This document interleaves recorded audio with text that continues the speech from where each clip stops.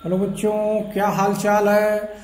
आज हम अगले क्रम में बढ़ते हैं बच्चों। हमने आपको बताया था डिस्प्लेसमेंट वेक्टर हमारा बच गया था, जिसमें हम पढ़े थे आगे क्रम में क्या क्या पढ़े थे, उसको फिर से हम दोहरा लेते हैं बच्चों। हमने पीछे क्रम में जो पढ़े थे उसकी बात करते हैं बच्चों।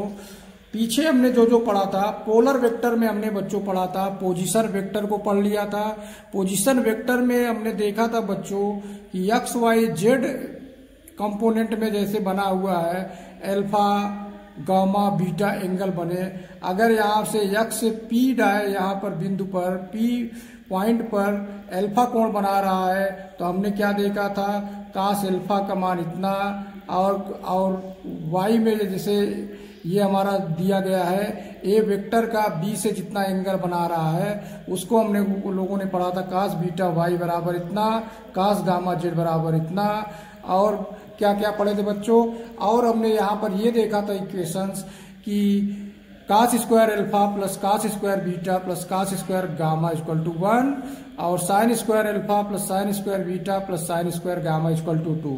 यहाँ तक बच्चों हमने आपको बता दिया था। आज हम बच्चों इसके अगले क्रम में बढ़ते हैं। हमारा अगला वेक्टर जो आएगा बच्चों, उसको हम पढ़ेंगे डिस्प्लेसमेंट वेक्टर। तो बच्चों ध्यान से देखिए, हमारे नेक्सा नीट चैनल को सब्सक्राइब कीजिए, जिससे हम आपको क्रम से पूरा फिजिक्स एक तरफ से पढ़ाते जाएं बच्चों। जो समस्या होगी कमेंट बॉक्स में जरूर बताइएगा। आज हम पढ़ेंगे बच्चों डिस्प्लेसमेंट वेक्टर। डिस्प्लेसमेंट वेक्टर का मतलब क्या है कि कोई वेक्टर एक स्थान से दूसरे स्थान पर डिस्प्लेस हो जाए, उसका जो वेक्टर कैसे होगा उसकी बात करते हैं। जैसे मान लेते हैं बच्चों एक्स और वाई और जेड कंपोनेंट में ऐसे बना हुआ है, और यहाँ पर हम मान लेते हैं, क्या मान लेते हैं, लेट मान लेते हैं कि हमारा एक पॉइंट यहाँ पर ए पॉइंट है एक्स वाई जेड। इस तरह एक्स वाई जेड पर है और इसको 1 मान लेते हैं, x1 y1 z1। एक पॉइंट यहाँ मान लेते हैं बच्चों। दूसरा पॉइंट हम यहाँ पर b मान लेते हैं, b को हम मान लेते हैं x2 y2 z2। ऐसे बच्चों अगला पॉइंट हम ले लेते हैं।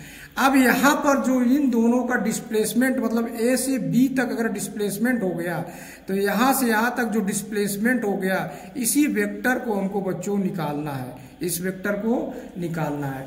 तो यहाँ पर हम लिखेंगे क्या बच्चों, लिखेंगे कि ए बॉडी, यहाँ से मान लेते हैं ए बॉडी जो है, लिखेंगे ए बॉडी मूव, कहाँ मूव करती बच्चों, इसको लिखेंगे हम ध्यान से, ए बॉडी मूव।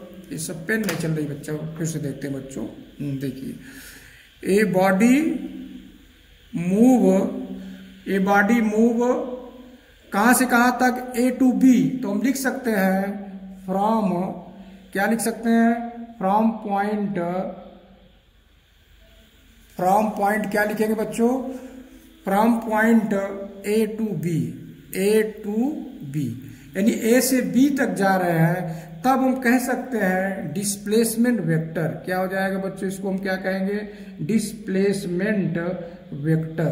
तो हमारा डिस्प्लेसमेंट वेक्टर क्या हो जाएगा, विल बी लिखा जाएगा बच्चों, ए बी लिखा जाएगा, ए बी वेक्टर। तो ये जो हमारा ए बी वेक्टर है, यही कहलाएगा हमारा डिस्प्लेसमेंट वेक्टर। क्लियर हो रही बात बच्चों। अब हमको अगर इसको वेक्टर को निकालना हो बच्चों, तो कैसे निकालेंगे उसकी हम बात करेंगे। अगर ए बी वेक्टर को हम निकालेंगे तब क्या लिखेंगे, पोजीशन ऑफ, क्या लिखेंगे बच्चों, position vector of B, position vector of point B का करेंगे, और माइनस लिखेंगे पोजीशन, किसका लिखेंगे बच्चों, position vector of point A. यहां तक बच्चों समझ में आ रही बात। तो इसका मतलब हम इसको अगर मान लें कि यहां से यहां तक का मान लेते हैं कि हमारा आर ए वेक्टर है, और इसको मान लेते हैं आर बी वेक्टर है। इस तरह मान लेते हैं बच्चों, आर ए और आर बी मान लेते हैं। तो ए बी जो हमारा पोजीशन वेक्टर आएगा बच्चों, उसको हम लिख सकते हैं आर ए वेक्टर माइनस लिखेंगे आर बी लिखेंगे, आर बी हमारा पॉइंट बी है, तो R B vector minus R A vector, इस तरह हम लिख लेंगे बच्चों। अब इसका अगर हम कंपोनेंट पूरा रखेंगे, मान रखेंगे, तो एक्स वाई जेड में जो बना हुआ है तो कैसे देखेंगे उसको बच्चों, ध्यान से देखिए कैसे हम हल करेंगे।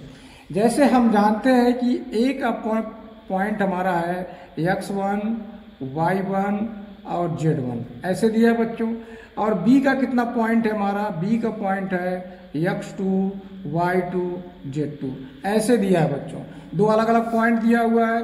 तो यहाँ जब हम RB जब लिखेंगे बच्चों, तो RB का जब लिखा जाएगा तो यहाँ से 0 से हम यहाँ तक जा रहे हैं बच्चों, तो RB लिखा जाएगा x2i plus y2j plus z2k ऐसे लिखा जाए बच्चों। देखिए यहाँ पर z2k, y2j, x2i इस तरह बच्चों हम लिख लेंगे। इसके ऊपर हम कैप लगा दे रहे हैं, ये जो डायरेक्शन को दिखाएगा, और माइनस ये हो जाएगा ए वाले वेक्टर को लिखेंगे। ए वाले वेक्टर में क्या लिखेंगे बच्चों, x1i प्लस y1j प्लस हो जाएगा z1k ऐसे बच्चों हो जाए क्रम से। अब इसमें माइनस को अगर हम यहाँ से ब्रैकेट को तोड़ देते हैं तो क्या प्राप्त हो जाएगा बच्चों, इसको जब तोड़ेंगे तो आई एक तरफ हो जाएगा, तो हम इसको लिख सकते हैं x2 माइनस x1i और हो जाएगा प्लस y2 माइनस y1j हो जाएगा, और प्लस हो जाएगा बच्चों z2 माइनस z1k हो जाएगा। तो ये जो हमारा प्राप्त होगा, किसका प्राप्त होगा बच्चों, ए बी डिस्प्लेसमेंट वेक्टर हमको प्राप्त हो जाएगा बच्चों। देखिए हम डिस्प्लेसमेंट के बारे में समझ गए बच्चों कि डिस्प्लेसमेंट हमारा क्या था कि किसी एक पॉइंट से दूसरे पॉइंट तक हम डिस्प्लेसमेंट होते हैं, यानी विस्थापन होते हैं ए से बी तक। तो ए बी का जब डिस्प्लेसमेंट निकालेंगे तो बी पॉइंट से ए पॉइंट को हम घटा लेंगे तो हमारा वेक्टर डिस्प्लेसमेंट निकल आएगा। इतना बात बच्चों समझ में आ रही है। अगला वेक्टर इसमें हमको क्या पढ़ना था बच्चों, जनरल वेक्टर। क्या पढ़ना था बच्चों, जनरल वेक्टर। यहां पर हमको अगले क्रम में पढ़ना है जनरल वेक्टर। जनरल वेक्टर बात क्लियर हो गई बच्चों। हमने पढ़ा था पोलर वेक्टर में 3 वेक्टर, एक्सियल, डिस्प्लेसमेंट और जनरल वेक्टर। तो तीसरा जो टॉपिक हमारा इसका है कौन सा है, जनरल वेक्टर। तो जनरल वेक्टर क्या कहता है कि जितने भी हमारे वेक्टर हैं, कौन कौन से वेक्टर, जैसे हमने पढ़ा था, क्या क्या पढ़ा था, एक पढ़ा था एक्सियल वेक्टर पढ़ा था बच्चों, एक्सियल वेक्टर, और दूसरा क्या पढ़ लिए थे बच्चों ये हो जाएगा डिस्प्लेसमेंट, डिस्प्लेसमेंट वेक्टर। हमने इन 2 वेक्टरों को पढ़ लिया था। तो यहां पर हमने पढ़ा था डिस्प्लेसमेंट वेक्टर कहिए या जो है पोजीशन वेक्टर, यहां पर हम पोजीशन वेक्टर भी डाल देते हैं, एंड पोजीशन वेक्टर इसको भी यहीं डाल देते हैं। इन सबके अलावा बिसाइड्स का प्रयोग हम कर सकते हैं।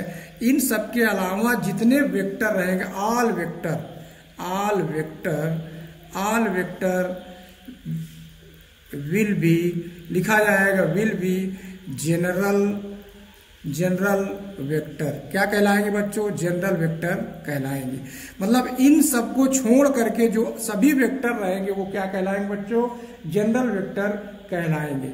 जैसे एग्जाम्पल्स की बात हम इसमें करें बच्चों, एग्जाम्पल्स की बात करें तो क्या क्या हो सकता है, जैसे हमारा फोर्स हो गया, और वेलोसिटी हो गया, और ग्रेविटेशनल हो गया, और इलेक्ट्रिक फील्ड हो गया। तो ये सब जो एग्जाम्पल्स है सब जनरल वेक्टर के एग्जाम्पल्स है। इतनी बात समझ में आ रही बच्चों। हमने इन सभी वेक्टरों को पढ़ा है। कुछ सम डिफिनीशन पढ़ते हैं कुछ वेक्टरों की, उसकी बात हम करेंगे। सम डिफिनीशन ऑफ वेक्टर क्या क्या है, जैसे हम बात करें इन वेक्टरों की डिफिनीशन की बात करें, जैसे हम पहला वेक्टर पढ़ें इक्वल वेक्टर। इक्वल वेक्टर क्या होता है बच्चों, उसकी बात हम करेंगे। इक्वल वेक्टर क्या होता है बच्चों कि मान लीजिए हमारा कोई एक वेक्टर ए है और दूसरा वेक्टर बी है, तो दोनों वेक्टर का समान डायरेक्शन है, सेम डायरेक्शन है, तो इसकी कंडीशन जो हो जाएगी बच्चों, कंडीशन क्या इसकी समान वेक्टर में प्राप्त हो रहा है, ए बराबर बी के होना चाहिए, और थीटा जो है 0 डिग्री होना चाहिए। तब इसको जो नोटेशन करेंगे बच्चों, यानी कंडीशन क्या पहली होगी, ए बराबर बी के मैग्नीट्यूड, दोनों के मैग्नीट्यूड सेम होने चाहिए, और बच्चों उसका एंगल भी 0 होना चाहिए। ये इसके इक्वल वेक्टर की कंडीशन है। इसको नोटेशन में कैसे लिखेंगे बच्चों, उसको समझिए थोड़ा सा। इसको हम लिख सकते हैं वेक्टर ए बराबर वेक्टर बी, ऐसे हम इसको नोटेशन में लिख सकते हैं। समझ में आ गई बात बच्चों। इक्वल वेक्टर हम तब कहेंगे जब दोनों कंडीशन फुलफिल होंगी, ए इक्वल टू बी के और थीटा इक्वल टू 0 डिग्री, तो ये हमारा कहलाएगा इक्वल वेक्टर। अब हम दूसरे वेक्टर की बात करेंगे बच्चों, जिसको हम लोग कहेंगे अपोजिट वेक्टर। क्या कहेंगे बच्चों, अपोजिट वेक्टर। इसकी बात करते हैं बच्चों।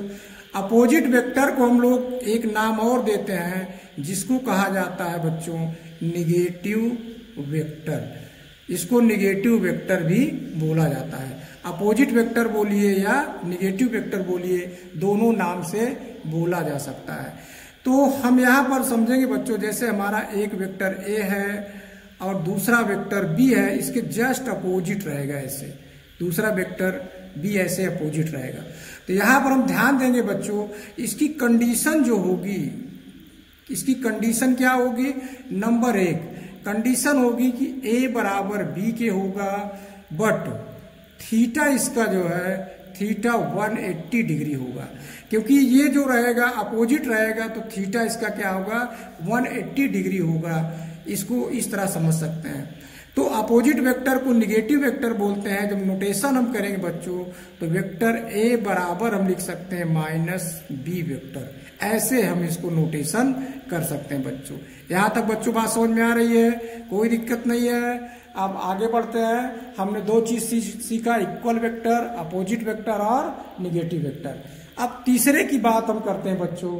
तीसरा जो हमारा वेक्टर है पैरेलल वेक्टर। किसकी हम बात करेंगे बच्चों, पैरेलल वेक्टर। तीसरे का नंबर हम देखते हैं पैरेलल वेक्टर।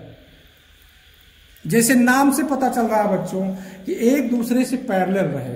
पैरेलल का मतलब है कि जैसे वेक्टर ए है और वेक्टर बी है, वेक्टर ए है और वेक्टर बी है, तो ये दोनों पैरेलल हैं। क्लियर हो रही बात बच्चों।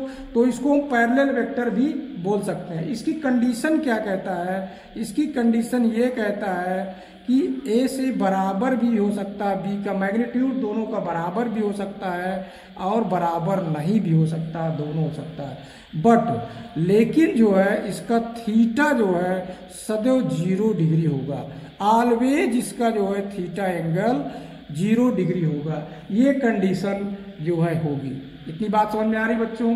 अब इसका हम नोटेशन जब करेंगे, तो नोटेशन में करते समय हम लिख लेंगे बच्चों वेक्टर ए बराबर लिख सकते हैं वेक्टर बी, ऐसे लिख सकते हैं। अगर हम एक यहाँ पर के शब्द जोड़ दें, तो वेयर के इज पॉजिटिव कांस्टेंट, क्या लिखेंगे, वेयर के इज क्या लिखेंगे, पॉजिटिव कांस्टेंट, कांस्टेंट।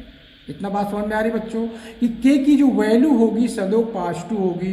तो इस तरह हम इसको नोटेशन कर सकते हैं। ए वेक्टर बराबर बी वेक्टर के शब्द यहाँ पर लगा देंगे। के हमको क्या बताएगा बच्चों, पॉजिटिव कांस्टेंट का प्रयोग बताया गया, कांस्टेंट है बच्चों।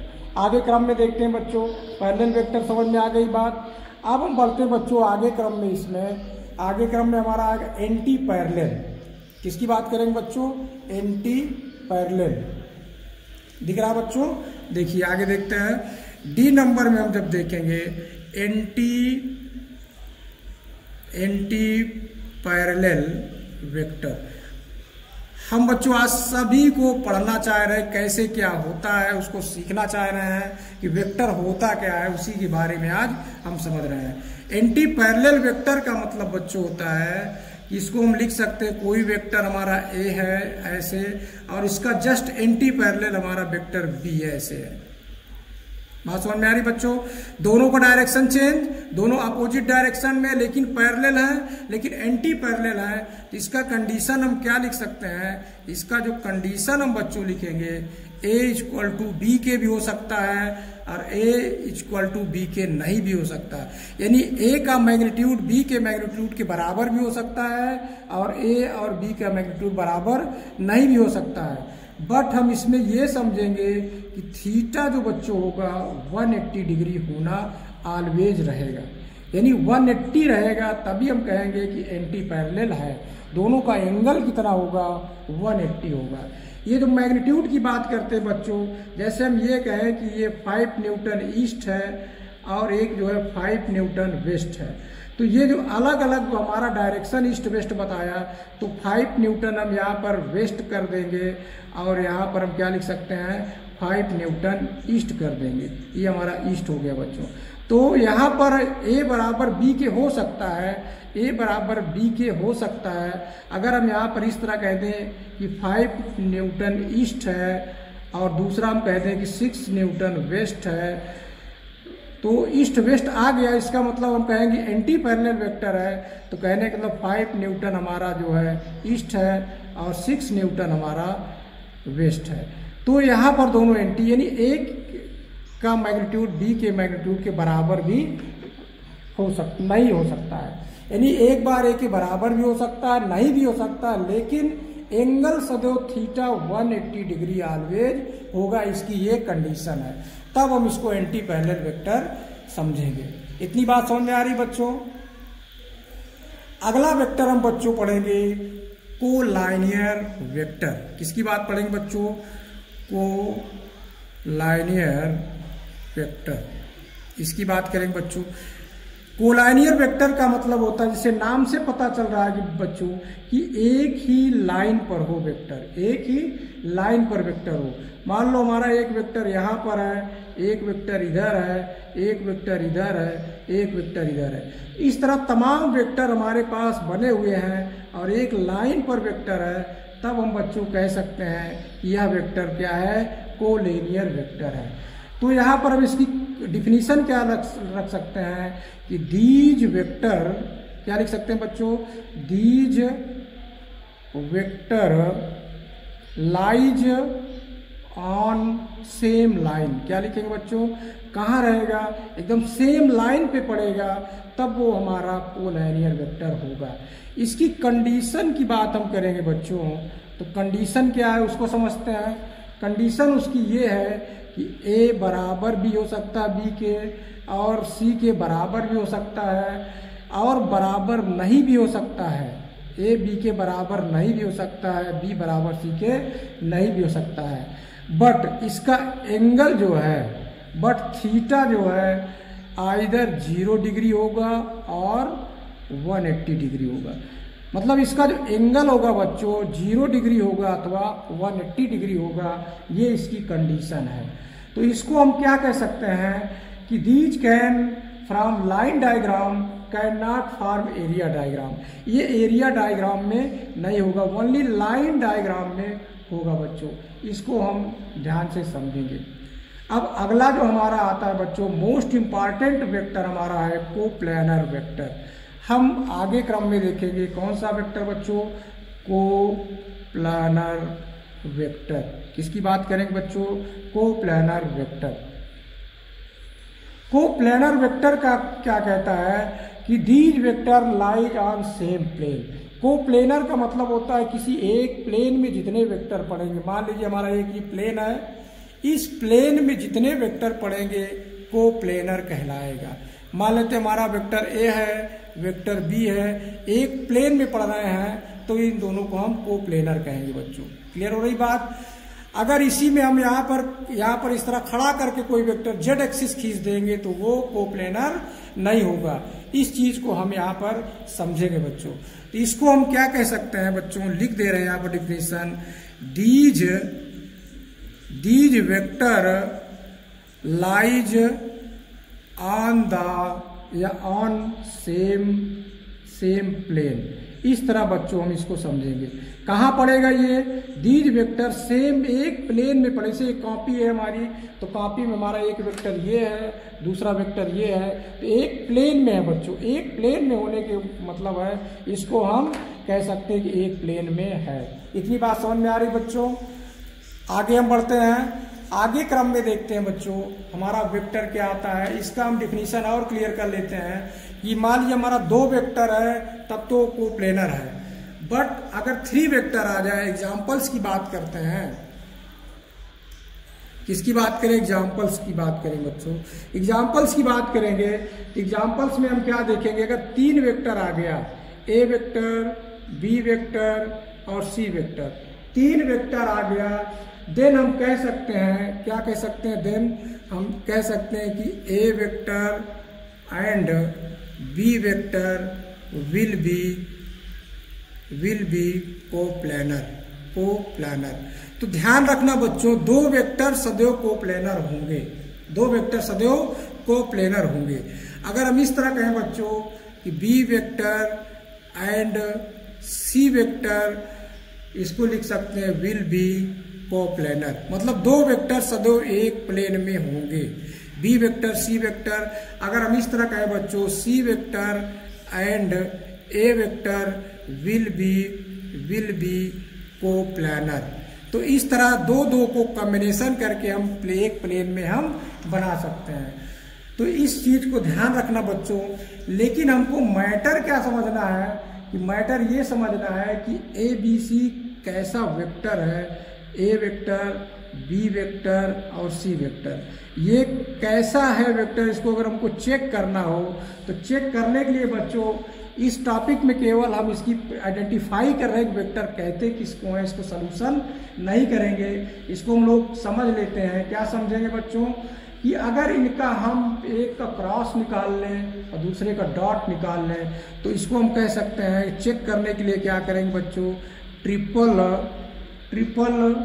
लिखेंगे हम यहाँ पर, ट्रिपल डॉट प्रोडक्ट निकाल लेंगे। ट्रिपल डॉट प्रोडक्ट का मतलब क्या है, ए डॉट बच्चों बी क्रॉस सी, जब इस तरह हम वेक्टर को निकालेंगे, इसका मान हमको अगर 0 प्राप्त होता है तब कहेंगे देन कोप्लानर है। अभी यहाँ पर इतना समझिए बच्चों, इसको बाद में हम डिफिनीशन करके सलूशन लगाएंगे और तब उसमें हल होगा बच्चों। अगर यहाँ पर ये कहा जाए कि ए वेक्टर और बी क्रॉस सी वेक्टर बराबर नहीं है 0 के, इक्वल टू 0 के नहीं है, तब हम कहेंगे नॉन कोप्लानर है। इतनी बात बच्चों समझ में आ गई है। तो हमने यहाँ पर इस वेक्टर भी, ये तो मोस्ट इम्पॉर्टेंट वेक्टर है, इसको हम ध्यान से देखेंगे, ये हमको फिजिक्स में बहुत उपयोगी रहेगा। जैसे हम आगे चैप्टर में पढ़ेंगे तो इसका हमको बहुत उपयोग में आएगा बच्चों। अगले क्रम में हम बच्चों पढ़ते हैं, हमारा अगला वेक्टर जो आता है बच्चों नल वेक्टर। ये नल वेक्टर क्या होता है बच्चों, जिसका मैग्नीट्यूड विल बी 0, या इस तरह कह दें हम बच्चों इट्स मॉड विल बी 0, जिसका मॉड 0 हो जाए वो नल वेक्टर रहेगा। जैसे एग्जाम्पल्स की बात करें तो क्या हो जाएगा बच्चों, जैसे हम कहें 0i + 0j + 0k, यहाँ पर क्या है बच्चों, ये सब क्या है, नल वेक्टर है। इसका हम डायरेक्शन आप क्या कहेंगे बच्चों, डायरेक्शन क्या प्राप्त होगा उसको ध्यान दीजिए। डायरेक्शन ऑफ वेक्टर,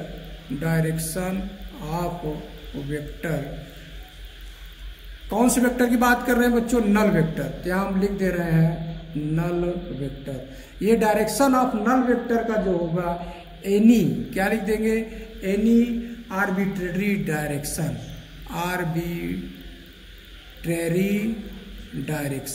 ये बच्चों एकदम से याद रखना, रिमेम्बर रखना, अगर नल वेक्टर है तो एनी आर्बिट्रेरी डायरेक्शन होगा।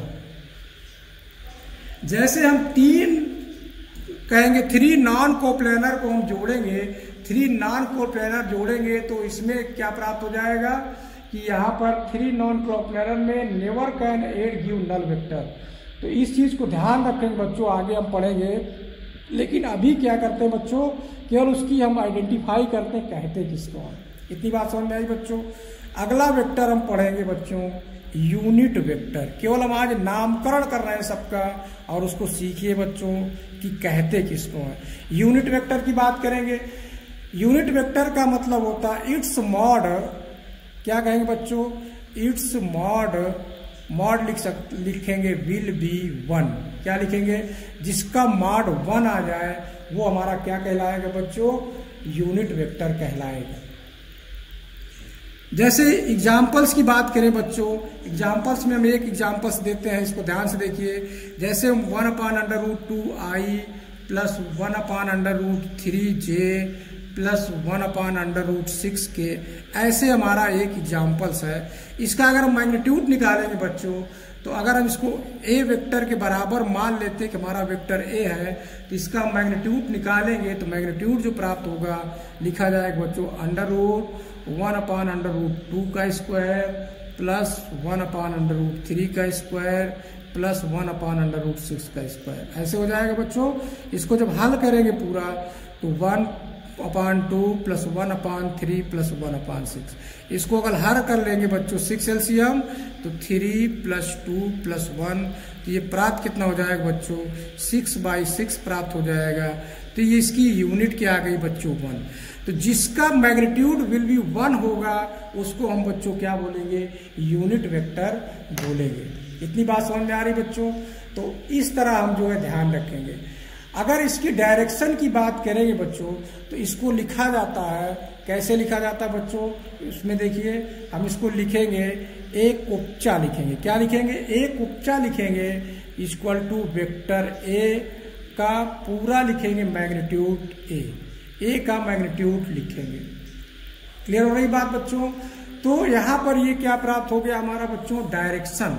तो मीन्स, इसका मीन्स क्या हुआ बच्चों, डायरेक्शन। इधर लिख देते हैं बच्चों, इधर जगह समाप्त हो गई है, आगे देखते हैं। हम क्या बात कर रहे थे बच्चों कि इसमें हम ये समझाना चाह रहे थे आपको कि जो हम लोग लिखते हैं यूनिट वेक्टर को लिखते हैं उसको हम लिखेंगे ए लिखेंगे, और इसको क्या पढ़ेंगे, कोपचा पढ़ेंगे। ठीक है ना बच्चों। इसको लिखेंगे बराबर वेक्टर ए और उसका मैग्नीट्यूड ए का निकालेंगे, मैग्नीट्यूड ए का निकालेंगे। इसका मीन्स क्या होगा बच्चों, इसका मीन्स यह होगा कि डायरेक्शन ऑफ वेक्टर। क्या लिखेंगे बच्चों, direction of vector. Direction of vector क्या हो जाएगा, लिखा जाएगा वेक्टर अपॉन इट्स मॉड। क्या लिखेंगे, उसको वेक्टर को लिखेंगे और उसको मॉड को लिखेंगे, वही उसका डायरेक्शन हो जाएगा बच्चों। क्लियर हो रही बात बच्चों। तो यहाँ पर हमने आपको बताया बच्चों, जो दिक्कत होगी वो कमेंट करिएगा। हमने बहुत सरल भाषा में आपको समझाया और आशा करते हैं कि आपको वेक्टर पूरा समझ में आ गया होगा। हमारे चैनल को सब्सक्राइब करिए और लाइक करिए, जिससे हम अगली वीडियो आपको बढ़िया बढ़िया बनाए, जिससे हमारा मनोबल बढ़े बच्चों। सब्सक्राइब जरूर करें और लाइक करें, जिससे हमको इसमें साहस बढ़े कि हाँ लोग हमारी वीडियो को पसंद करते हैं, तो अच्छा वीडियो हम आपको बनाते रहेंगे। धन्यवाद बच्चों, लगे रहिए।